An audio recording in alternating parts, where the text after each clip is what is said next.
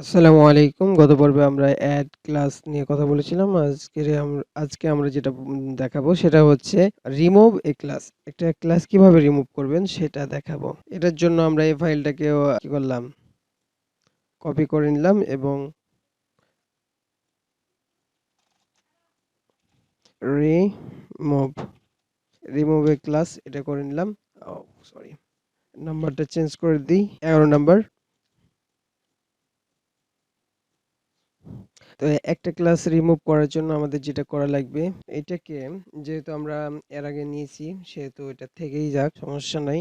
এর এই যে রিমুভ এ ক্লাস, ঠিক আছে? এই রিমুভ ক্লাসের জন্য ক্লাস লিস্ট রিমুভ করার জন্য আমরা যেটা করতে হবে সেটা এখানে দেখালাম।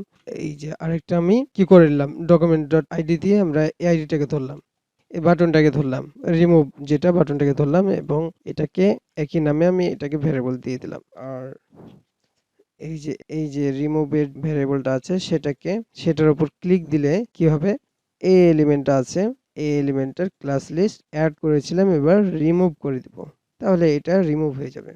আর যেহেতু আমরা একবার ফাইলটাকে চেঞ্জ করেছি সেহেতু আবার গো লাইভ দিতে হবে। তাহলে এখানে দেখেন দুটো ফাইল চলে আসছে, এখানে অ্যাড করলাম, ক্লাস লিস্ট অ্যাড হয়ে যাচ্ছে। তো এটাকে এই ক্লাসটা অ্যাড হয়ে গেছে। রিমুভ যখন করব ক্লাসটা রিমুভ হয়ে যাচ্ছে। তাহলে এরকম ভাবে আমরা ক্লাস লিস্ট অ্যাড এবং রিমুভ করতে পারবো, ঠিক আছে? এটা অনেক কাজে লাগবে, তাই এটা ভালো মতন মানে প্র্যাকটিস করবেন। এটা দিয়েই অনেক কিছু মানে করা যায় আর করে মানুষ। তো আজকে টিউটোরিয়াল এ পর্যন্ত। আল্লাহ হাফেজ।